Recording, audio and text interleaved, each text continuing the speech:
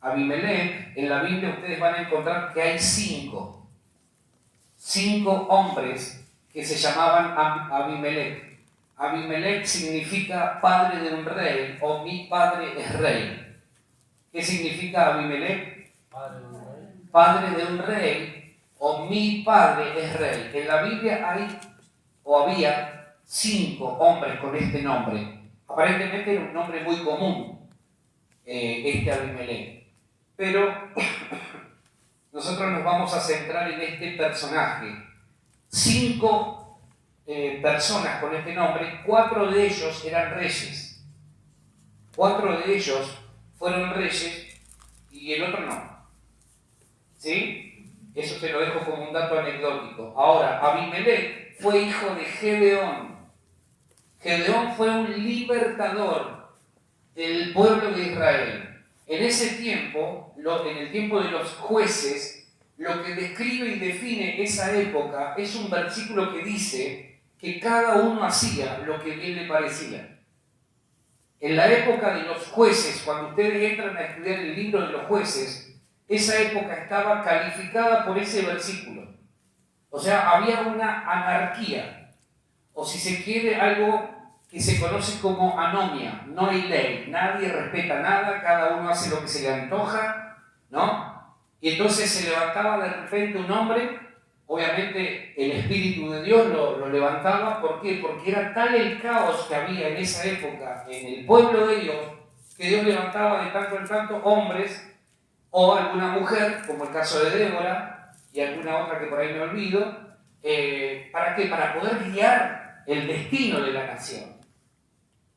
Una nación que no tiene liderazgo es una nación que va a terminar mal siempre. Pero ¿qué pasaba? Que Dios, cuando eligió a Israel, la idea de Dios era que el que guiara los destinos de esa nación no fuera un hombre, sino que fuera Dios mismo. Y entonces Israel se empecinó tanto en esto de no querer a Dios como líder del pueblo, de la nación, que siempre terminó teniendo problemas. Y entonces aparece un hombre como Abimelech. Fue proclamado rey después de la muerte de su padre. ¿Su padre qué dijimos que era? Gedeón. Según nos cuenta el libro de los jueces, fue un hombre nefasto para la nación. Fue un asesino, cruel por donde se lo mire y despiadado. El tipo mataba por deporte. Era fascinación que tenía por matar gente. Lo primero que hizo fue matar a sus propios hermanos. En total eran 70 hermanos los que tenía Abimelech. 70. Y de esos 70 hermanos que este hombre tenía, solo pudo escaparse uno, que se llamaba Jotam. Ahora lo vamos a ver en la historia. Porque el tipo se dio cuenta, si yo no me escapo, si de acá no me rasgo, me va a matar a mí también. A los otros 69 los mató literalmente. ¿Sí? Era un loquito el tipo. Vamos a Jueces, capítulo 9. Vamos a meditar en 2 versículos y te voy a ir narrando un poco de la historia de lo que fue este tal Abimelech. Jueces capítulo 9, versículos 52 y 53. Jueces capítulo 9, versículos 52 y 53 dice: y vino Abimelech a la torre y combatiéndola, llegó hasta la puerta de la torre para prenderle fuego. ¿Lo tienen ahí? Versículo 53. Mas una mujer dejó caer un pedazo de una rueda de molino sobre la cabeza de Abimelech y le rompió el cráneo. Todo bien pacifista el tema, todo bien pacífico el tema, ¿no? Uno, un incendiario, la otra que deja caer una rueda de molino y reparte el cráneo, todo tranquilo, el vecindario. Ahora, el relato nos muestra, si ustedes después leen todo el capítulo, cosa que les recomiendo que hagan, se van a dar cuenta que este Abimelech tenía una fascinación por prender fuego en las torres. El tipo iba a una ciudad, encontraba que había una torre y no le importaba si había gente, el tipo iba y la prendía fuego y desaparecía en la torre con la gente. Ya lo había hecho en Siquem. Ahora nosotros estamos en una ciudad que se llama Tebes. ¿Sí? Tebes se llama, no como el futbolista, pero es con B larga este. y se llama Tebes. Ya había prendido fuego la torre de Siquem y habían muerto 1000 personas. Ahora se dirigía en la ciudad de Tebes a prenderle fuego también a la torre, porque descubrió que había una torre ahí en ese lugar. Entonces el tipo dijo, esto es lo que a mí me gusta, voy a prender fuego también a esta torre. ¿Sí? Entonces, ¿qué sucede? Que vemos que este hombre tenía un espíritu parecido al que hubo en la vida de Caín. Caín cuando se levanta y se levanta contra su hermano y lo mata. ¿Y qué pasaba acá? Que Abimelech descubre por qué mata a sus hermanos. Porque los hermanos se habían dado cuenta que este quería poder. Quería apropiarse del reinado. Quería llegar al trono, como sea. Entonces, ¿por qué se escapa Jotam? Porque Jotam fue el único vivo. Dijo, si yo no me voy de acá, me va a matar también como mis otros hermanos y nadie va a poder salvar al pueblo de la catástrofe que viene.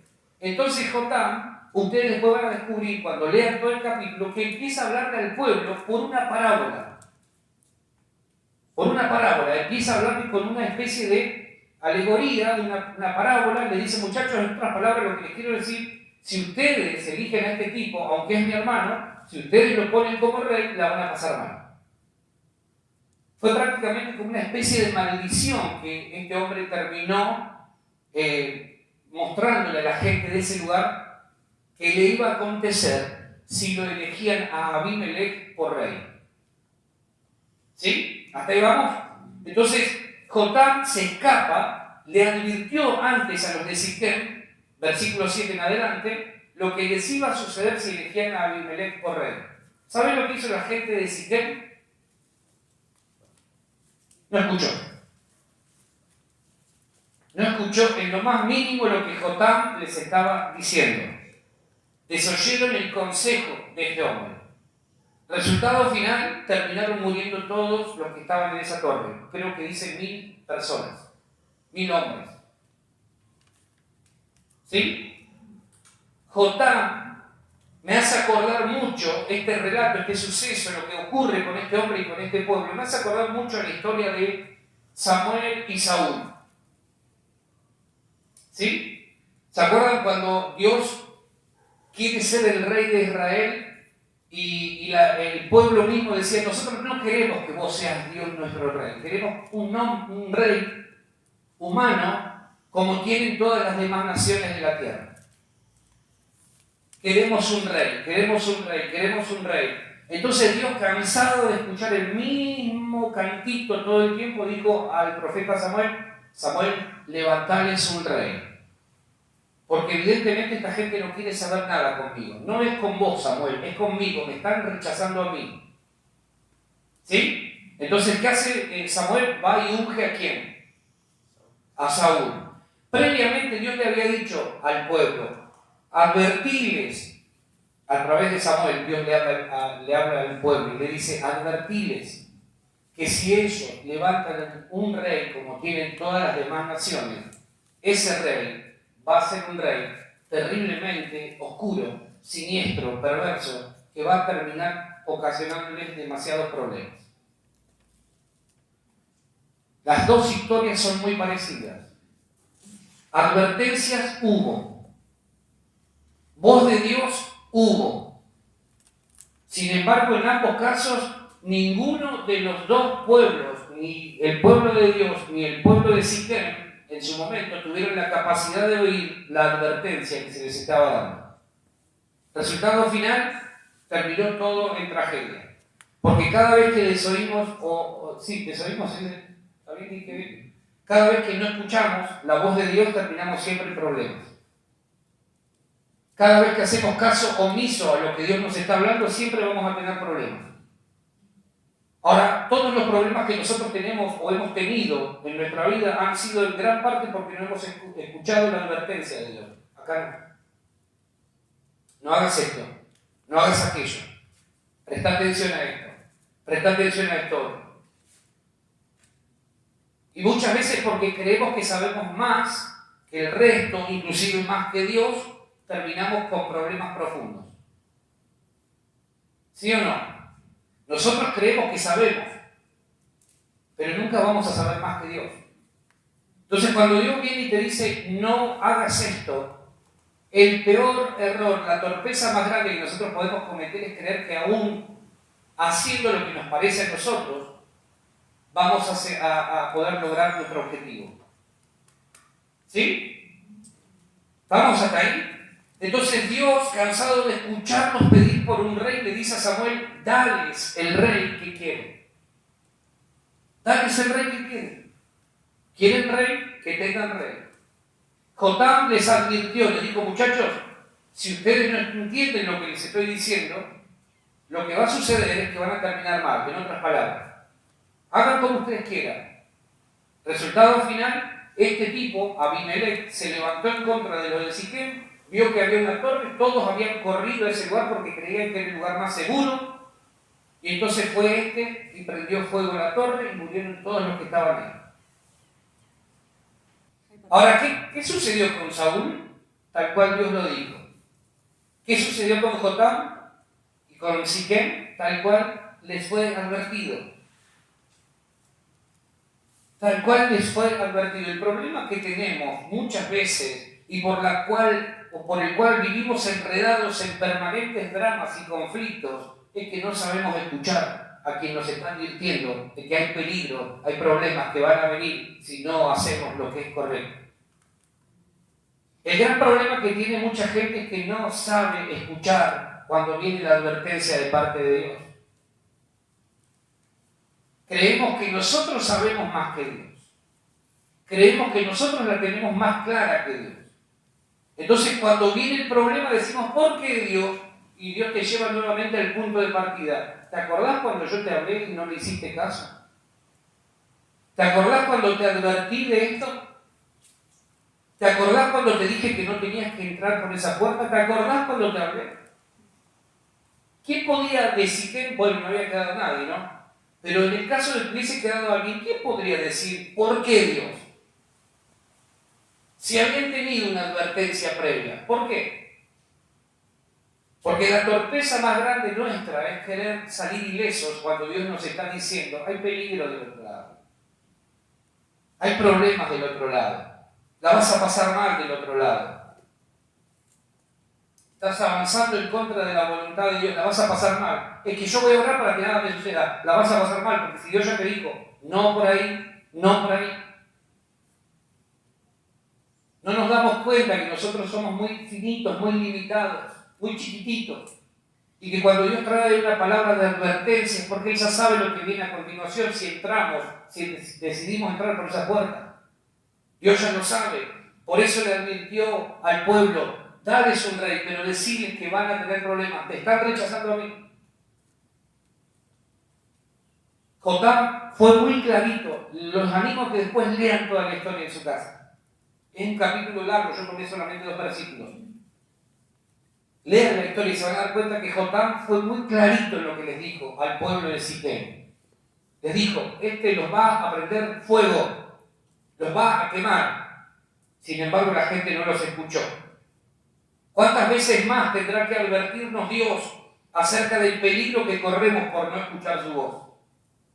¿Cuántas oportunidades más tendrá que darnos el Señor para que finalmente lo escuchemos a Él? Para que finalmente digamos, Señor, me rindo, vos sabés todo. ¿Cuántos fracasos rotundos más tendremos que experimentar en nuestra vida hasta que finalmente decidamos escuchar a Dios y su voz, advirtiéndonos, alertándonos? ¿Cuántas veces más tendrá que insistir Dios diciéndote no lo hagas? ¿Cuántas veces más? Jotam significa Yahweh. Estamos aprendiendo los jueves hebreo. Así que si querés aprender a hablar otro idioma, vení. Estamos aprendiendo hebreo. Yahweh significa Dios en hebreo. Y el nombre Jotam significa Yahweh o Yahweh es perfecto. ¿Cómo es Dios? Perfecto. Dios es perfecto. Entonces cuando Dios viene y te dice no avances, es porque sabe lo que viene detrás de eso. Avanza. Dios es perfecto. Él siempre sabe lo que hace. Siempre Dios sabe lo que hace. Amén. Siempre. Y si nos advierte es porque nos quiere librar de algo. Si Dios te dice no, es porque te está queriendo librar de algo, no porque Dios sea egoísta y no le interese tu felicidad. Es que yo sé que mi Dios quiere mi felicidad. Claro que sí, pero no a tu manera, es a la manera de Él. No es a nuestra manera. Entonces tenemos que aprender a escuchar lo que Dios nos dice y nos vamos a librar de muchos problemas. Amén. Aprendamos a escuchar a los Jotam que Dios nos regala y coloca a nuestro lado y nos vamos a salvar de muchos problemas. Nos vamos a salvar de muchos problemas porque siempre se paga un precio demasiado alto por no hacer caso a las advertencias de Dios. La semana pasada vimos el caso de Noé y el diluvio, ¿no? ¿Y cómo terminó toda esa gente? Ahogada. Murió toda esa gente. Imagínate. Ahora, los habitantes de Siquem y de Tebes consideraban que el lugar más alto y más seguro en tiempos de conflictos eran sus respectivas torres. Cada ciudad en la antigüedad construía una torre porque era una fortaleza. Cuando había problemas, cuando había guerras, cuando había conflictos, la gente huía a ese lugar, se subía al techo y creían que ahí el enemigo no los iba a tocar. Entonces, cada ciudad en la antigüedad tenía una torre. ¿Sí? Entonces la gente de Siquem y de Tebes dijeron, vamos a la torre, vamos a subirnos a la torre. Ahora dijimos que la torre de Siquem fue prendida a fuego y murieron todos los que estaban ahí, y la de Tebes iba camino a lo mismo. La de Tebes iba camino a lo mismo. ¿Qué significa esto? Perdón. Abimelech representa a Satanás y sus planes, los planes que él tiene con tu vida. ¿Sabes cuáles son los planes que el diablo tiene con tu vida? Prenderte fuego y matarte. Lo que el diablo quiere es prenderte fuego y matarte. Hacerte desaparecer de sobre la faz de la tierra. Eso es lo que el diablo busca. Y lo tenemos que entender de esa manera. ¿Por qué? Porque tu vida representa una molestia para los planes de él. Cuando Abimelech descubrió que su hermano, su único hermano, ese que se había escapado, se había levantado en contra de los planes de él, también lo buscaba para hacerlo desaparecer. ¿Sí? ¿Me van siguiendo? Entonces tenemos que entender esto. Tu vida representa una molestia para los planes y propósitos del diablo. Molestas, por eso te quiere hacer desaparecer. Por eso quiere borrarte de la tierra. Abimelech se levantó contra sus propios hermanos y solo uno pudo escapar. Es el espíritu de la serpiente, es el mismo espíritu que movilizó a Caín para levantarse contra su hermano Abel y terminó matándolo. ¿Hasta ahí vamos? ¿Sí? ¿Seguro? Ahora, ¿de qué manera vos y yo podemos entender que este espíritu de Abimelech puede estar operando en contra, o en nuestra vida, mejor dicho, no en contra, sino en nuestra vida? ¿De qué manera vos y yo nos podemos convertir en un Abimelech? ¿Qué hizo Abimelech contra sus hermanos? Los persiguió. Los quería eliminar. Ahora, vos y yo podemos levantarnos contra nuestro hermano de diferentes maneras. Y es el mismo espíritu de Abimelech. Abimelech se dio cuenta que Jotam y los otros 69 eran una molestia para los propósitos que él tenía. Entonces dijo, los voy a matar. Los voy a matar. Los voy a eliminar. Necesito que salgan del medio. ¿Por qué? Porque si no, yo no voy a poder alcanzar los objetivos y planes que tengo. El espíritu que operó en Caín estaba operando también en este hombre. ¿Sí? Entonces, cuando tu vida es una molestia para alguien y ese se levanta en tu contra con crítica, con murmuración, con un montón de cuestiones raras, lo que está buscando es sacarte del medio. Porque sos una molestia para los planes que él tiene. ¿Sí? ¿Me van siguiendo hasta ahí? ¿Están acá? Se pasó la tormenta.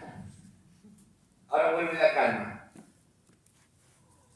Abimelech se levantó contra Siquem y contra la ciudad de Tebes, porque las dos se habían puesto de acuerdo para no dejarlo reinar.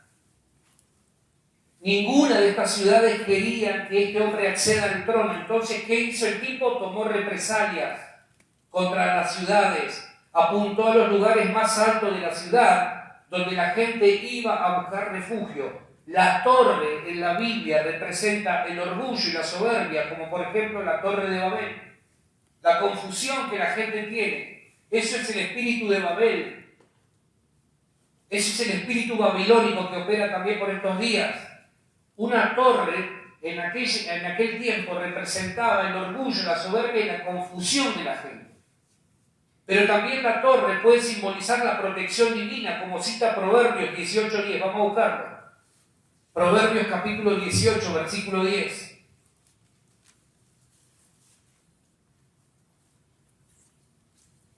Dice, torre fuerte. Proverbios 18:10. Torre fuerte es el nombre de Jehová. A él correrá el justo. ¿Y qué va a pasar? Será levantado. Torre fuerte es el nombre de Jehová, es el nombre de Dios. A él correrá el justo y será levantado. Pero también representa a la iglesia edificada sobre Cristo y sostenida por él. Este es un lugar de refugio. Afuera está lloviendo, o llovía. Si hubiésemos estado ahí afuera, nos hubiésemos empapado todos. Pero como estamos acá, como iglesia, reunidos, estamos a salvo de la tormenta. Este es nuestro refugio. ¿Sí? Entonces el Señor, como torre fuerte, nos brinda seguridad, protección, liberación de cualquier problema que quiera venir en contra nuestra. ¿Qué es lo que nosotros tenemos que hacer para poder estar a salvo? Según lo que acabamos de leer. Correr. ¿A dónde? ¿A cualquier lugar? A la torre fuerte, que es Dios.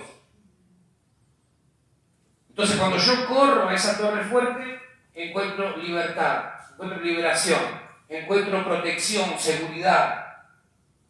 ¿Sí? Amén. Otra versión dice de Jueces 9,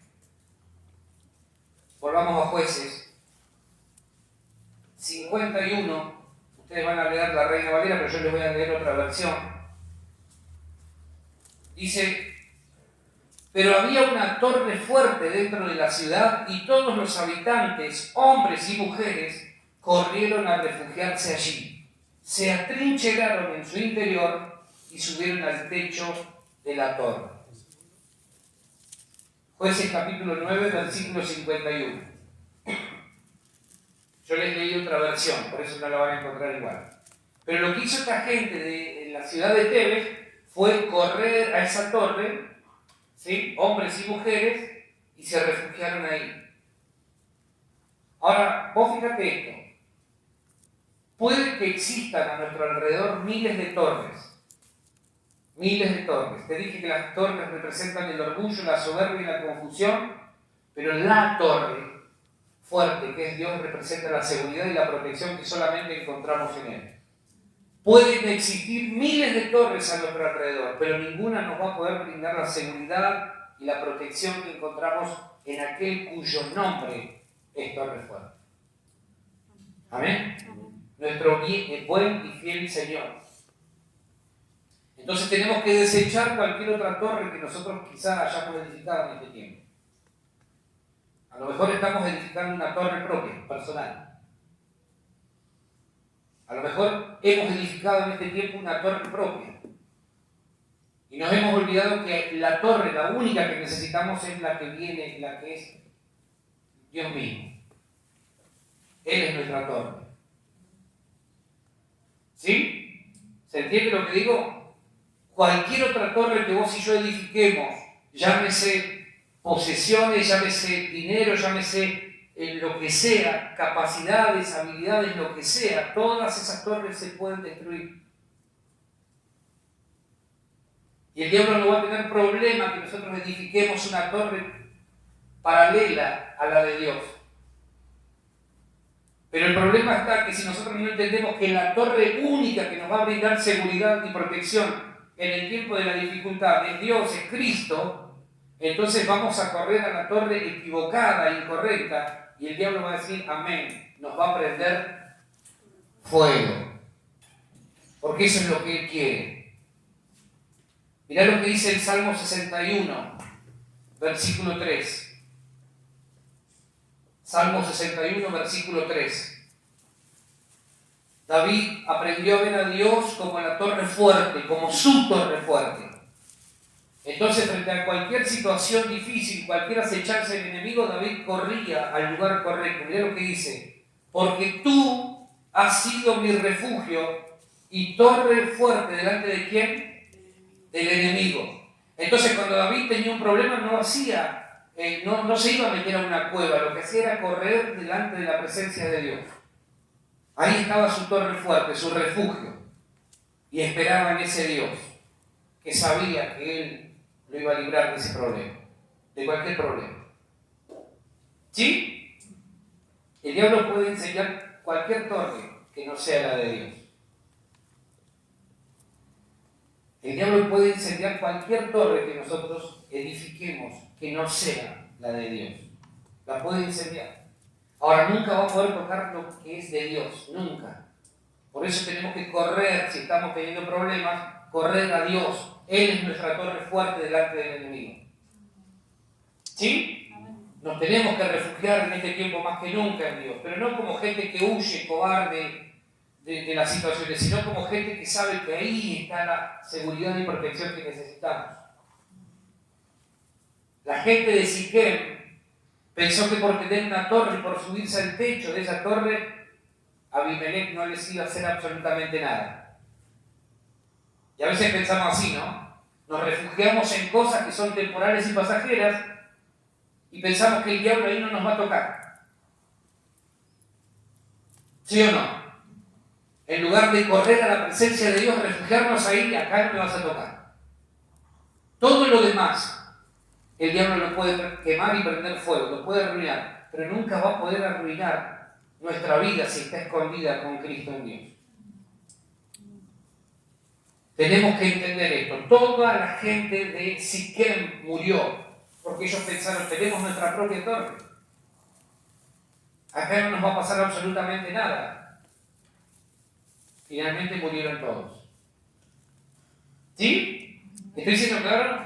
El que pone su confianza y esperanza en Dios no perece, sino que permanece. El diablo no podrá quemarte, no podrá prenderte fuego si nos refugiamos, si te refugias en la única y verdadera torre que prevalece para siempre, en todo tiempo, Cristo Jesús. Tenemos que aprender esto. Estamos en un tiempo donde el diablo sabe que le queda muy poco tiempo. Y lo que está buscando es gente que se distraiga para poder quemarlos y prenderlos fuego. Entonces, en este tiempo lo que necesitamos es correr a la torre fuerte que es Dios, que es Cristo Jesús, y encontrar ahí nuestra seguridad y protección. ¿Sí? Amén.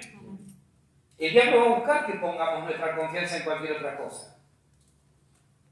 Hasta que empiece a asomarse un pequeño fueguito. Cuando empiece a asomarse el fueguito, ahí nos vamos a dar cuenta que hemos edificado bien, si hemos edificado bien o hemos edificado mal nuestra vida. Dijimos entonces que las torres que no representan a Dios ni a la iglesia son edificaciones que tienen que ver con el orgullo y la soberbia, la confusión. Babel. Esas torres, si descubrimos hoy por el Espíritu de Dios que hemos edificado alguna, nosotros mismos en esta tarde nos tenemos que tomar el trabajo de prenderla a fuego y decir, Señor, no sirve para nada esto que edifiqué. No me sirve para nada. Esto que edifiqué sin vos no me sirve. Lo prendo a fuego, te lo entrego. Ahora yo quiero meterme dentro de tu presencia y saber que ahí voy a encontrar seguridad y protección para el momento de la dificultad.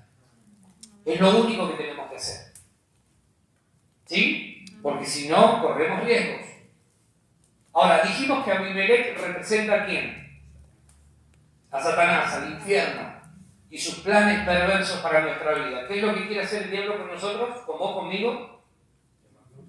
Prenderte fuego, porque no te soporta, no te banca, porque cuando te ve a vos, ve la imagen del Hijo de Dios en tu vida.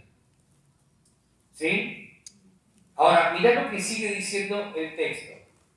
Dijimos que Abimelech representa a Satanás, que se levantó contra Siquem, la prendió fuego, murieron todos. Ahora quiere hacer lo mismo con la ciudad de Tebes. Pero mira lo que ocurre en el versículo 53. Dice, mas una mujer dejó caer un pedazo de una rueda de molino sobre la cabeza de Abimelech y le rompió el cráneo. Una mujer de armas tomadas. Más vale tenerla bien que convertirse en enemigo. Ahora, hace un tiempo atrás descubrimos y entendimos que la mujer en la Biblia, ¿quién representa? A la iglesia. A la iglesia de Cristo. Entonces, fíjate lo que hace esta mujer. Toma un pedazo de rueda de molino y dice que la dejó caer sobre la cabeza de Abimelech. El resultado final, le partió el cráneo.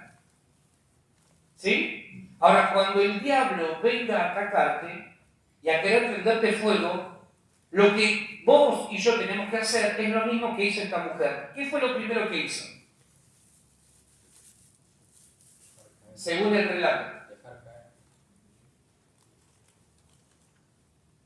¿Dónde estaba esta mujer?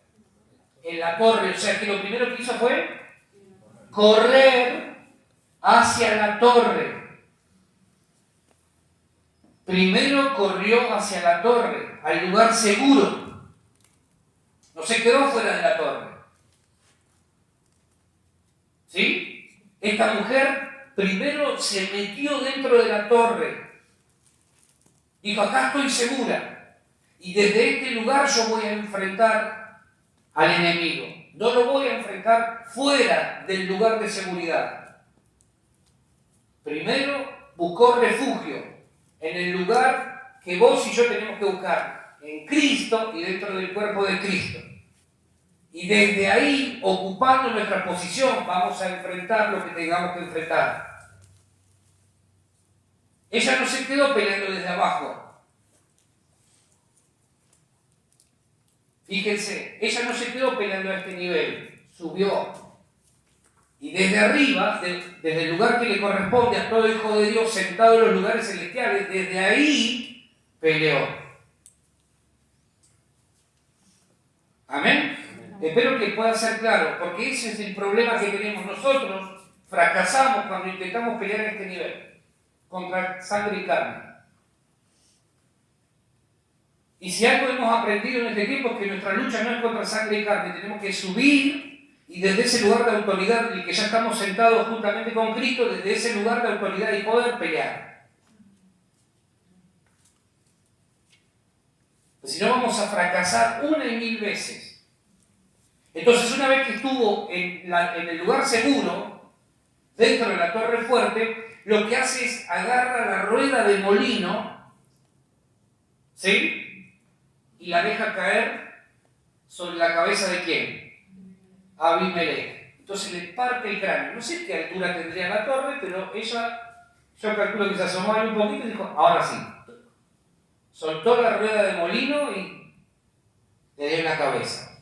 ¿Qué es esto de la rueda de molino? La rueda de molino en realidad es una piedra que se usaba para moler granos a mano en aquella época. Y ese trabajo solamente lo hacían las mujeres. Es tremenda la Biblia cuando empezás a entenderla, ¿no?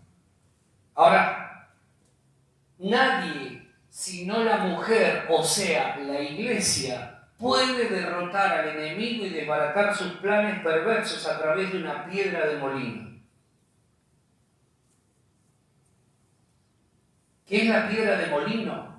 La piedra en la Biblia tipifica, representa, prefigura a la palabra de Dios. Entonces, vuelvo a repetirlo, nadie sino la mujer, la iglesia, puede derrotar al enemigo y desbaratar sus planes perversos a través de una piedra de molino. Nadie, si no es la iglesia, puede frenar los planes del diablo si no es a través de una palabra que le da justo en la cabeza al diablo. ¿Se entendió eso? Mirá, vamos a Éxodo, capítulo 24. Éxodo, capítulo 24, versículo 12. Éxodo, capítulo 24, versículo 12 dice: Entonces Jehová dijo a Moisés: Sube a mí al monte y espera allá, y te daré tablas de piedra y la ley y mandamientos que he escrito para enseñarles. ¿Dónde escribió los mandamientos? En 2 tablas de piedra. Deuteronomio capítulo 4, versículo 13. Deuteronomio capítulo 4, versículo 13 dice: Y él, Dios, os anunció su pacto, el cual os mandó poner por obra los 10 mandamientos, y los escribió, ¿dónde? En 2 tablas de piedra. O sea que la ley, los mandamientos estaban escritos sobre una piedra. 2 tablas de piedra. ¿Sí? Entonces, ¿por qué no pudo prevalecer Abimelech o el infierno? Porque hubo una mujer, una iglesia, que entendió el poder que radicaba en la palabra de Dios. Por eso no prevaleció Abimelech contra la ciudad de Tebes, porque hubo en la ciudad de Tebes una mujer entendida, una mujer que pudo darse cuenta del valor que radicaba en la palabra de Dios. ¿Sí? ¿Está muy difícil? Está complicado, me parece, ¿no? Entonces tenemos que entender que más que nunca en este tiempo, si queremos vencer, vamos a tener que tener piedras en nuestras manos. Piedras, palabras en nuestras manos para arrojar cuando el enemigo quiera venir contra nosotros. Porque no vamos a vencer con cualquier arma. Nuestras armas no son carnales, sino poderosas en Dios para la destrucción de fortalezas. Tenemos que entender esto. Entonces tiene que levantarse en este lugar una iglesia, una mujer que entienda el poder que radica en la piedra de molino, en las palabras que salen de la boca de Dios. Y cuando el diablo quiera venir a decirnos algo contrario, nosotros podamos largarle en la cabeza una piedra. Cuando el diablo quiera venir a prenderte fuego, lo que tenés que hacer es tomar la piedra en tu mano y soltársela sobre su cabeza. ¿Amén? Cuando quiera venir a decirte que no vas a poder, cuando quiera venir a decirte que todo va a salir mal, cuando quiera venir con alguna mentira, lo que tenés que hacer es tomar la piedra, ¿sí? Y dejársela caer sobre la cabeza. Pero antes tenés que asegurarte de tener piedras en tus manos. Antes tenemos que asegurarnos de tener piedras en nuestras manos. Porque si no tenemos piedras, ¿de qué, con qué nos vamos a defender? La única capacitada para detener los planes diabólicos es la iglesia, la mujer. Pero la iglesia tiene que levantarse con piedras en las manos y lanzarlas en el momento exacto. Porque si no, no vamos a vencer. Y vamos a ver cómo el diablo termina de consumar su obra perversa. ¿Sí? ¿Se está entendiendo lo que digo? ¿Estoy siendo claro? Tenemos que saber, ¿tenés piedras en tus manos en este tiempo? ¿Hay piedras en tus manos? ¿O de repente te encontraste con que no hay piedras ahora? Con que estás desarmado, desarmada. Tenemos que asegurarnos de tener piedras en nuestras manos. A lo largo de este año Dios nos ha dado piedras. Si no las tenemos es porque las hemos dejado tiradas por ahí.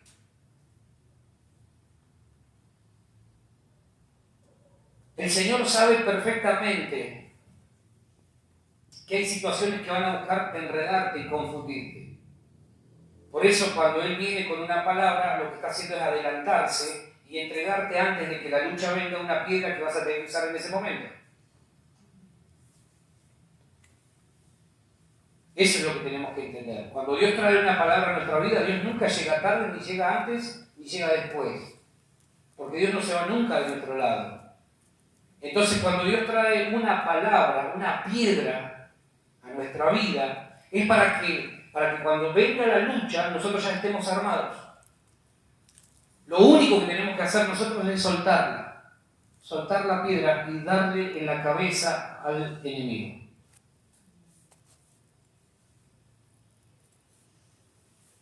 Mirá lo que dice 1 Samuel 17, 40 al 51. 1 Samuel 17, 40 al 51. La historia de David y Goliat. Dice 40 al 51. 1 Samuel 17. Y tomó su cayado en su mano y escogió 5 piedras lisas del arroyo y las puso en el saco pastoril, en el zurrón que traía, y tomó su honda en su mano y se fue hacia el filisteo. Y el filisteo venía andando y acercándose a David y su escudero delante de él. Y cuando el filisteo miró y vio a David, le tuvo en poco porque era muchacho y rubio y de hermoso parecer. Y dijo el filisteo a David: ¿soy yo perro para que vengas a mí con palos? Y maldijo a David por sus dioses. 44. Dijo luego el filisteo a David: ven a mí y daré tu carne a las aves del cielo y a las bestias del campo. Entonces dijo David al filisteo: tú vienes a mí con espada y lanza. Escuchá la piedra que le larga. No es la piedra que encontró en el arroyo, sino la piedra que sale de la boca. Dice: tú vienes a mí con espada y lanza y jabalina, mas yo vengo a ti en el nombre de Jehová de los ejércitos, el Dios de los escuadrones de Israel, a quien tú has provocado. Jehová te entregará hoy. ¿Cuándo? Hoy en mi mano, y yo te venceré y te cortaré la cabeza, y daré hoy los cuerpos de los filisteos a las aves del cielo y a las bestias de la tierra, y toda la tierra sabrá que hay Dios en Israel. Versículo 47. Y sabrá toda esta congregación que Jehová no salva con espada y con lanza, porque de Jehová es que la batalla, y él los entregará en nuestras manos. Y aconteció que cuando el filisteo se levantó y echó a andar para ir al encuentro de David, David se dio prisa y corrió a la línea de batalla contra el filisteo, y metiendo David su mano en la bolsa, tomó allí una piedra. ¿Cuántas tenía? Una tomó. ¿Cuántas tenía? 5. Dice: y la tiró con la honda e hirió al filisteo en la frente, y la piedra quedó clavada en la frente y cayó sobre su rostro en tierra. Así venció David al filisteo con honda y piedra, e hirió al filisteo y lo mató sin tener David espada en su mano. Entonces corrió David y se puso sobre el filisteo, y tomando la espada de él y sacándola de su vaina, lo acabó de matar y le cortó con ella la cabeza. Y cuando los filisteos vieron a su paladín muerto, huyeron. ¿Con qué venció David? Con la piedra que es la palabra. Fíjate que David en ningún momento lo trata de gigante. Siempre le habla de filisteo. De ahí se deriva la palabra Palestina. La Palestina que nosotros conocemos hoy empieza en aquel tiempo cuando empiezan a hablar de los filisteos. Se fue deformando hasta conformar la palabra Palestina que hoy conocemos. Ahora, fíjate que David agarra 5 piedras y las guarda. Tomó 5 piedras. Tenía 5 palabras guardadas. Usó una. ¿Por qué? Porque el tipo tenía en claro el poder que radicaba en la palabra de Dios. Entonces dice: son 5 las palabras que yo me estoy guardando acá, que las atesoré para mí. Hay muchas más en el río, corriendo. Hay muchas más, pero con 5, por ahora, está bien. ¿Sí? ¿Me va siguiendo la idea? Entonces, cuando lo vio a este tipo, a este grandote, agarró y tomó una de las 5 que tenía y dijo, esta es la que yo voy a agarrar. Esta es la que yo necesito. ¿Dónde le pega? ¿Dónde se la da? ¿Dónde le pegó la mujer de la torre a Abimelech? Ahora vamos a Génesis, capítulo 3, versículo 15.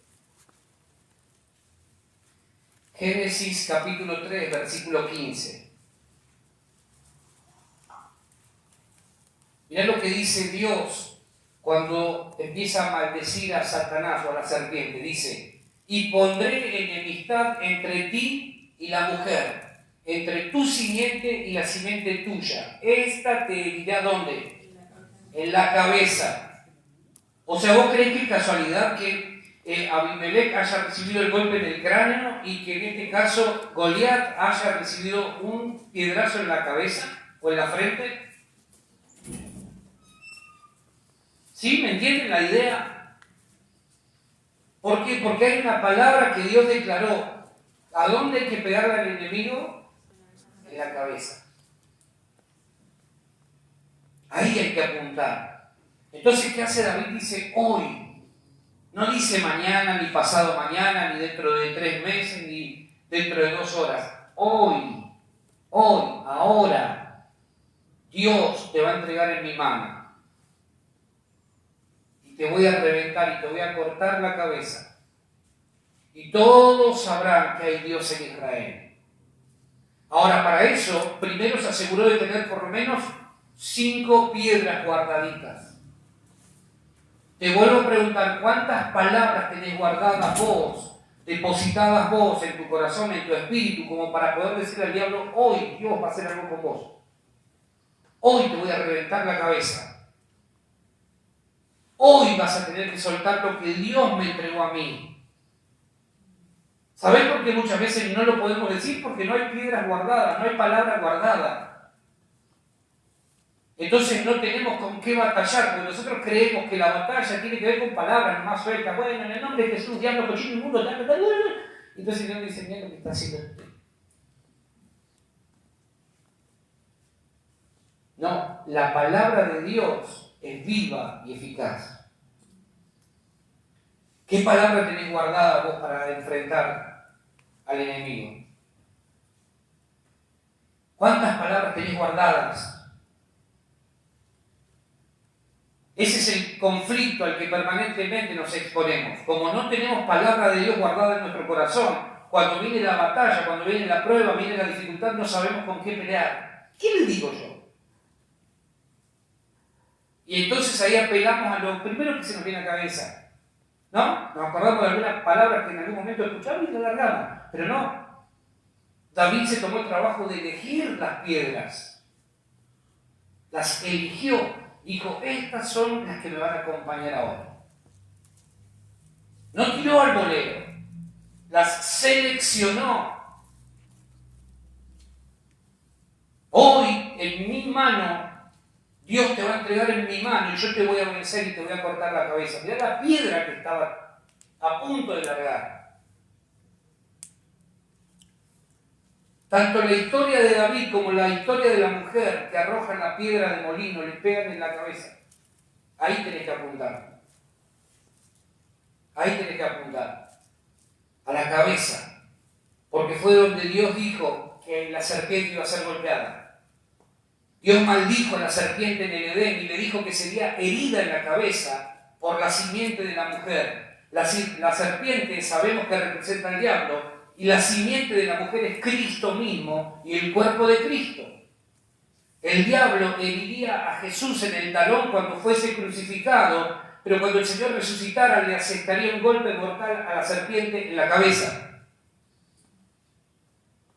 ¿Sí? Entonces no es para nada casualidad que tanto Abimelech como Goliat hayan sido golpeados en la cabeza. Tenemos que apuntarle ahí, a la cabeza. Amén. Los dos quedaron heridos. ¿Sabes lo que dice Abimelech? Abimelech, cuando ve que el cráneo se le partió producto del piedrazo que recibió, le dice a su escudero: no, vení y matame vos, para que no se diga que una mujer me mató. Bien machirulo, bien machista el tipo. No vaya a ser que cuente lo demás que me mató una mujer. ¿Qué te pasa? Y muere de esa manera. Mirá lo que dice Efesios. Vamos a Efesios, capítulo 2.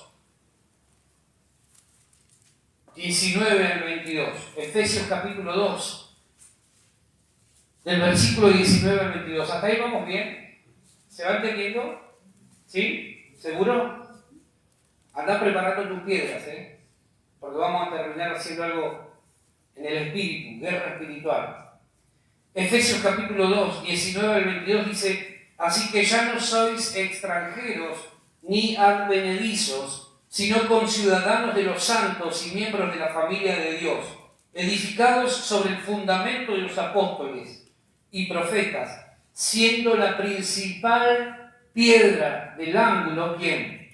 Jesucristo mismo, en quien todo el edificio, bien coordinado, va creciendo para ser un templo santo en el Señor, en quien vosotros también sois juntamente edificados para morada de Dios en el Espíritu.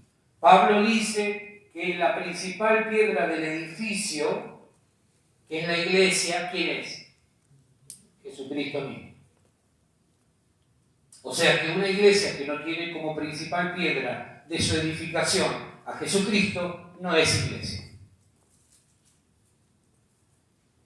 ¿Ah? Si la principal piedra, conforme a lo que vimos recién, de todo ese edificio es Cristo, cuando Cristo no está, deja de ser lo que es iglesia, deja de ser iglesia. Mirá lo que dice Primera de Pedro, capítulo 2, versículos 4 y 5. Primera de Pedro, capítulo 2, versículos 4 y 5.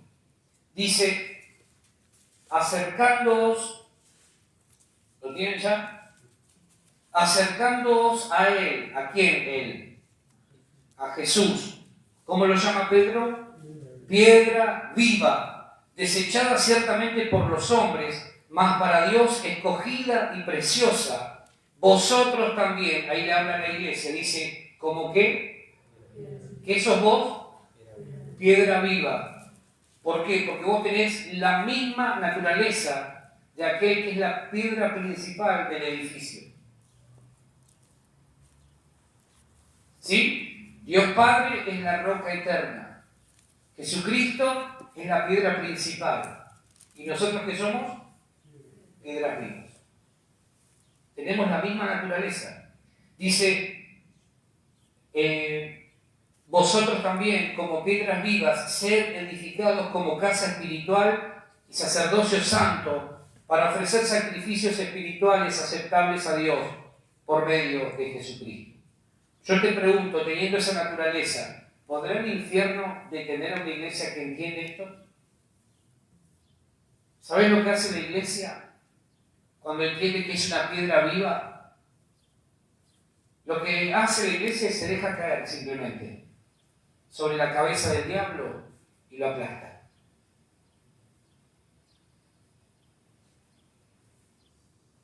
Eso es lo que tenemos que entender. Por eso Jesús dijo, cuando le habla a Pedro, le dice: sobre esta roca edificaré mi iglesia, y las puertas del Hades, las puertas del infierno, las puertas de la muerte, las puertas de cualquier maldición no prevalecerán contra ella. ¿Vos qué sos? ¿Tú? Una piedrita chiquitita ahí. No, ¿qué sos? ¿Qué somos? Piedras vivas. Piedras vivas, entonces no hay serpiente que pueda prevalecer contra aquello que es o tiene la misma naturaleza de Dios. Mirá lo que dice el Salmo 118, versículo 22. Acá vamos a entender por qué muchas veces las cosas no salen como quisiéramos o como debieran. Mirá lo que dice el Salmo 118, versículo 22. La piedra que desecharon los edificadores ha venido a ser cabeza del ángulo. La piedra que desecharon los edificadores ha venido a ser la cabeza del ángulo. Hechos capítulo 4, versículo 11. Te estoy tirando versículos para que te entretengas y entiendas lo que estamos hablando en esta tarde. Hechos capítulo 4, versículo 11 dice: este Jesús es la piedra reprobada por vosotros, los edificadores, la cual ha venido a ser cabeza del ángulo. Este Jesús, dice, es la piedra reprobada por vosotros, los edificadores, la cual ha venido a ser cabeza del ángulo. Ahí Pedro le está predicando a los judíos y les está diciendo: ustedes rechazaron a Jesús, la piedra que era fundamental para reconstruir todo conforme al plan de Dios. Ustedes la descartaron, por eso les va como les va. Y acá nosotros tenemos que entender que cada vez que descartamos la palabra, lo que Dios nos dice, lo que edifiquemos va a estar en problemas. No es que el diablo me ataca porque solamente tiene algo en mi contra, tiene mucho en tu contra, pero sobre todo va a surtir efecto su ataque, su prueba o la prueba, va a levantarse y te va a aplastar cuando no tengas de dónde agarrar, cuando no tengas con qué defender. Por eso Pedro le llama la atención y dice: ustedes desecharon a Jesús. Él es la piedra fundamental de toda edificación. Ahora yo te pregunto, ¿con qué estás edificando? ¿Sobre qué estás edificando? ¿Sobre la palabra de Dios? ¿Estamos poniendo a Cristo como el fundamento principal de lo que estamos edificando o estamos haciendo conforme a nosotros nos parece? Porque si es así, corremos el riesgo de que el diablo venga y nos queme, nos prenda fuego. La piedra principal, Pedro le dice esto a esta gente: la piedra principal, esa que ustedes debieron haber conservado y haber puesto para sostener, para que todo esto pueda crecer y edificarse correctamente, ustedes la descartaron. Y en toda edificación hay cosas que no se pueden descartar, ¿sí o no? Sobre todo aquello que hace al sostén de lo que se va a edificar. Ahora, ¿con qué estamos edificando nosotros? Nuestra vida, nuestra familia, nuestro futuro, si es que Cristo no vuelve antes. ¿Sobre qué estamos edificando? Mirá lo que dice Primera de Pedro, volvamos nuevamente, capítulo 2, versículos 7 y 8. Primera de Pedro, capítulo 2, versículos 7 y 8. Dice: para vosotros, pues, los que creéis, Él es ¿cómo? Precioso. ¿Cómo es Jesús? Precioso. Pero para los que no creen, la piedra que los edificadores desecharon ha venido a ser la cabeza del ángulo, y piedra de tropiezo, y roca que hace caer, porque tropiezan en la palabra, siendo como desobedientes, a lo cual también fueron destinados. O sea, la piedra sobre la cual debemos edificar nuestra vida es Cristo. Si eso no está, entonces esa misma piedra se transforma en una roca, en una piedra de tropiezo para nosotros. ¿Se entiende la diferencia? Entonces tenemos que tener en cuenta, decidir sobre qué vamos a edificar. ¿Sobre qué estás edificando tu futuro? ¿Es Cristo la piedra principal? Porque el diablo va a venir, ¿eh? Abimelech no va a cesar hasta prender fuego todas las torres que encuentre. Si estamos edificados sobre Cristo, sobre la roca eterna, entonces vamos a atravesar la prueba tranquilos. Pero si no, corremos riesgo de ser quemados por completo. ¿Sobre qué estás edificando tu futuro, tu familia? tu vida, las relaciones interpersonales. ¿Sobre qué estamos edificando? No puede estar ausente Jesús. No debe estar ausente. Todo lo que hace a tu vida, ¿sobre qué lo estás edificando? Porque si no es Cristo nuestra piedra principal, entonces no esperemos que nos vaya bien cuando la tormenta venga. Estamos edificando mal. ¿Cómo es que son desobedientes esta gente cuando desecharon a Jesús? ¿Y cómo lo desecharon? Cuando desecharon su palabra, cuando desecharon sus enseñanzas, cuando no las guardaron en el corazón. Vos y yo sacamos a la piedra principal de nuestra vida cuando no guardamos sus enseñanzas en nuestra vida. Cuando no somos obedientes a lo que Él nos dice. Cuando no hacemos lo que Él nos pide, estamos quitando esa piedra principal de todo el edificio que es nuestra vida. Por eso tenemos que guardar la palabra. David lo entendió tanto al punto que dijo: en mi corazón he guardado tus dichos, tu palabra, para no pecar contra ti. Ahora, ¿cuánta palabra hay guardada como David en nuestro saco, en nuestro bolso, en nuestro espíritu? ¿Cuánta palabra hay guardada? Ese es el problema del porqué de las derrotas. No tenemos palabra. Porque siempre digo lo mismo, que es el libro más vendido en la historia de la humanidad, es el libro menos leído. No se lee la Biblia en la iglesia. La gente no lee la Biblia.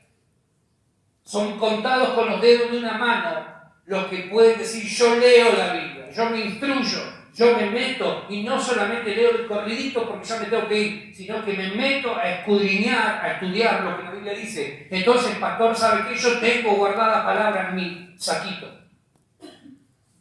Por eso hay tanta gente derrotada que proclama victoria acá el domingo, pero de lunes a sábado no sabe qué hacer con su vida. Y viene la prueba, y viene la lucha y no sabe con qué enfrentarla. Entonces empezamos a perder la batalla cuando no tenemos palabra guardada en nuestro saco, como David, en nuestro bolsito. Cuando frente a alguna situación lo que hacemos es comenzar a dar excusas, por ejemplo, lo que estamos haciendo es correr, desechar la piedra principal.